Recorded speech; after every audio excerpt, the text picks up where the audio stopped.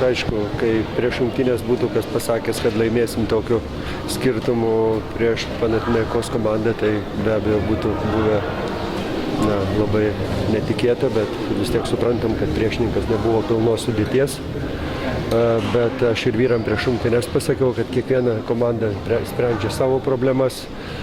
Jie turi savų, mes turim savų ir nežiūrėdami į kitus, dabar žiūrėkim save, kaip gerinti savo žaidimą, kaip gerinti tiek individualiai, tiek komandinį. Ir toks buvo rungtynių tikslas.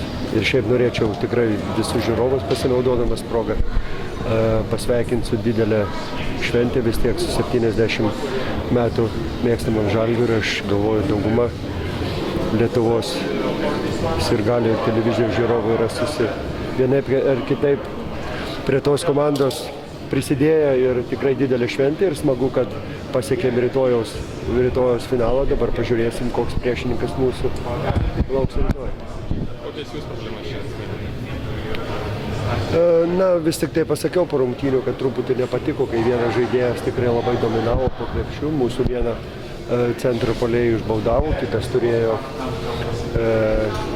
daug asmeninių pražangų, sakykim, taip reiškia kažkur koncentracijos, ar tai šiek tiek davėm priešininkui pasijust, kad jis paskui tikrai, kad ir sunkius metimus metė, bet čia buvo, kur atkreipė dėmesį, kad buvo truputį nedadirbta. Ar žaidimas labai skiriasi su Angers, jau ne? Žinot, kai rungtynės einasi gerai ir lengvai, kai visi išėję žaidėjai gerai įsijungia į rungtynės, tai yra lengviau. Kai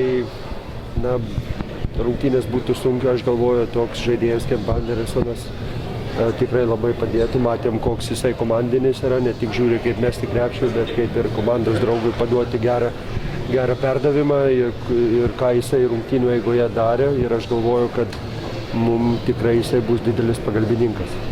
Ką išskirtumėt iš žaidėjų šiandien? Žinot, aš galvoju, kad šiandieną nieko nereikia išskirti, nes galvoju, kaip komanda gynėmės tikrai neblogai, neleidom, tikrai sukaustėm nuo pat jų galinės linijos, jų veiksmus, neturėjo jie daug galimybių rotuoti sudėtį ir tuo mes pasinaudojom turėdami ilgesnį suolelį. Ir aš galvoju, kad grinai komandinis darbas, kurį mes atliko gynyboje, mums davė susidaryti tą skirtumą ir paskui ramiai pabaigti rungtynės. Trenerė, apie šortus, jūs esate išbandę, man atrodo, savo laikais. Gal dėl to taip rungtynės gerai ėjosi, kad tokie matyti vaizdai. Aš galvoju, kad vyrai tikrai neturėtų gėdytis parodyti tą, ką turi, ištreniruoti kūnai. Jie tikrai su tais dideliais šortais juos paslėpė. Šiandien jie gražiai atrodė aikštelėje, ne tik žaisdami, bet ir su tom retro aprangėlėm.